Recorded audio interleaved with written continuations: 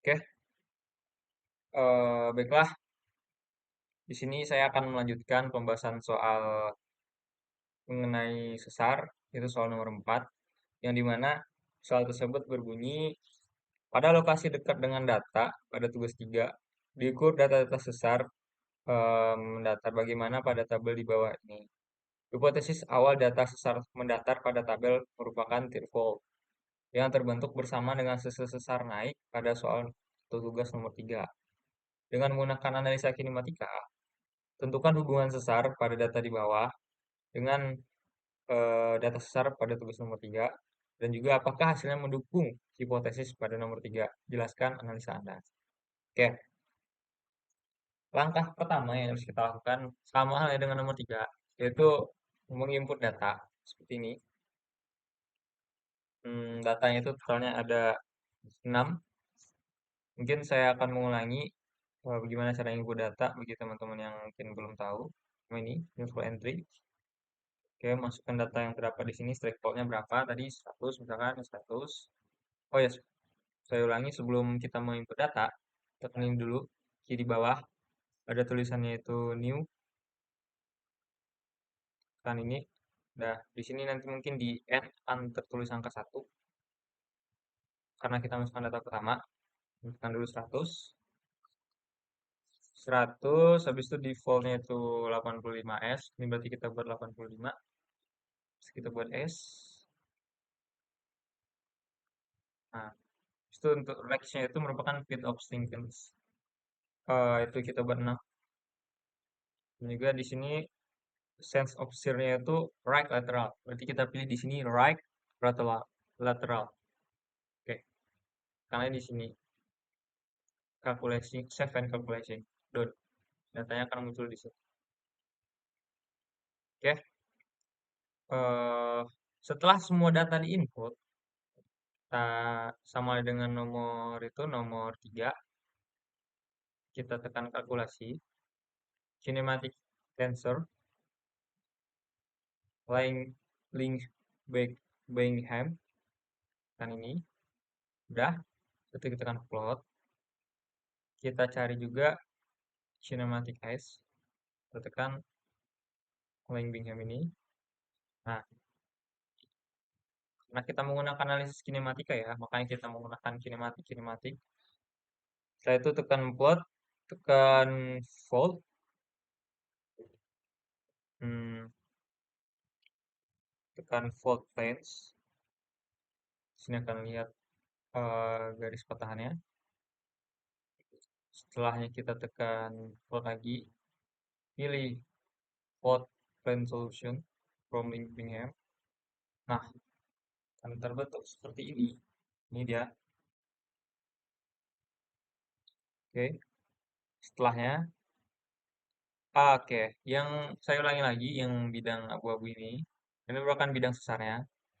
Jadi, eh, berbeda sesar, berbeda bentuk bidang sesar yang terbentuk di polar netnya ini, di SmithNet atau di aplikasinya ini. Kenapa berbeda?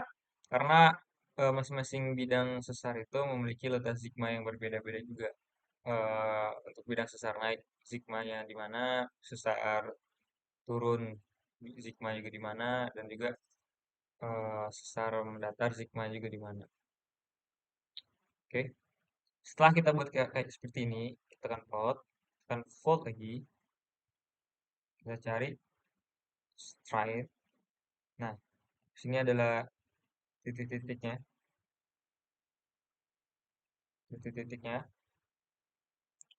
Tekan plot lagi, tekan fold, tekan how is with direction. Nah, sini jelas eh, tanda panahnya itu mengalami perbedaan pergeseran jadi seperti ini. Ini ke sini, ini ke atas sini. Jadi dia kayak seperti kita menggeser kertas lah.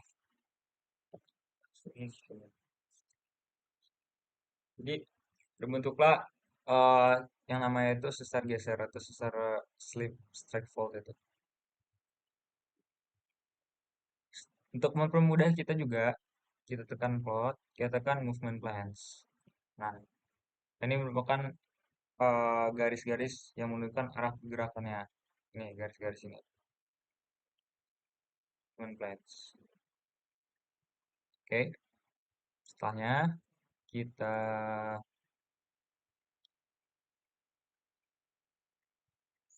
plotnya ini udah kita analisa sesarnya ini merupakan sesar apa. Karena di data tadi sebelumnya juga udah disebutkan bahwa sesar ini merupakan sesar mendatar. Kak, dari ini juga dari gambar ini juga menunjukkan bahwasanya sesar ini merupakan sesar mendatar. Karena arah-arah garis pergerakan sesarnya ini eh, memiliki orientasi yang berbeda. Oke, di soal juga diminta eh, hubungan sesar dengan data pada nomor 3 dan juga apakah hasilnya mendukung hipotesis jelaskan analisa Anda. Oke,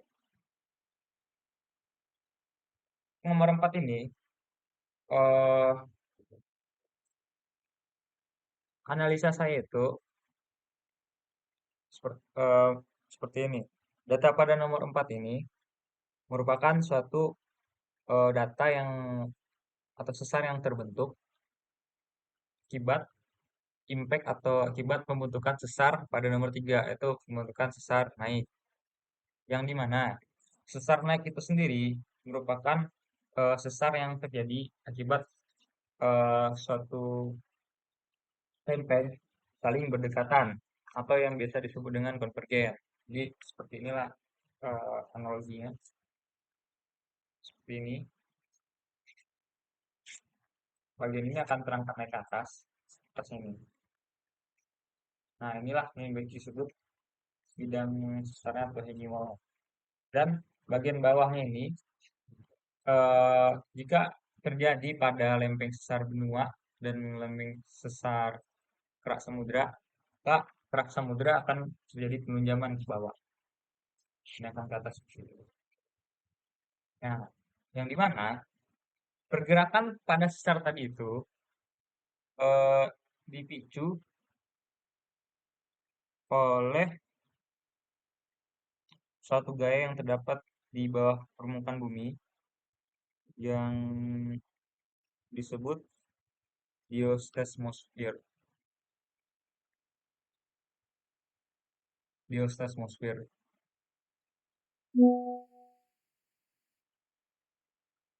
Jadi eh, gara-gara terjadi pembentukan sesar naik tadi, terjadi juga lah suatu anomali.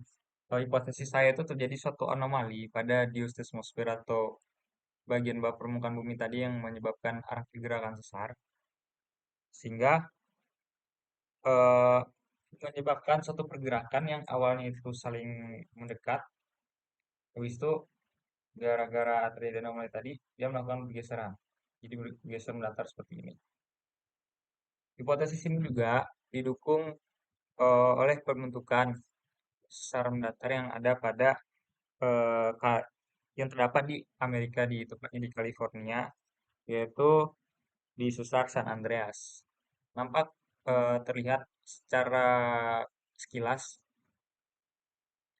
Kalau mungkin teman-teman bisa menganalisis lagi atau memperhatikan lebih lanjut lagi, bahwasanya sesar yang terdapat di California itu seperti menghasilkan suatu hasil deformasi dari sesar naik, karena bisa melihat kayak seperti ada gundukan mungkin untuk gambarnya mungkin bisa teman cek sendiri seperti ada gundukan tanah tanah seperti ini, tapi gara-gara dia bergeser itu terjadilah kesejaran antara gundukan tanahnya. Jadi nggak seperti ini bentukannya, tidak terlalu menunjukkan bahwa dia sesar naik, namun gara-gara pergeseran yang awal dari sesar naik itu terjadi pergeseran, ini juga mengalami pergerakan, jadi ini mengalami kesejaran. Mungkin saya rasa cukup untuk menjawab soal nomor 4. Mungkin hanya itu yang dapat saya sampaikan. Terlebih dan kurang saya mohon maaf. Assalamualaikum warahmatullahi wabarakatuh. Selamat malam, salam tambah. Oke.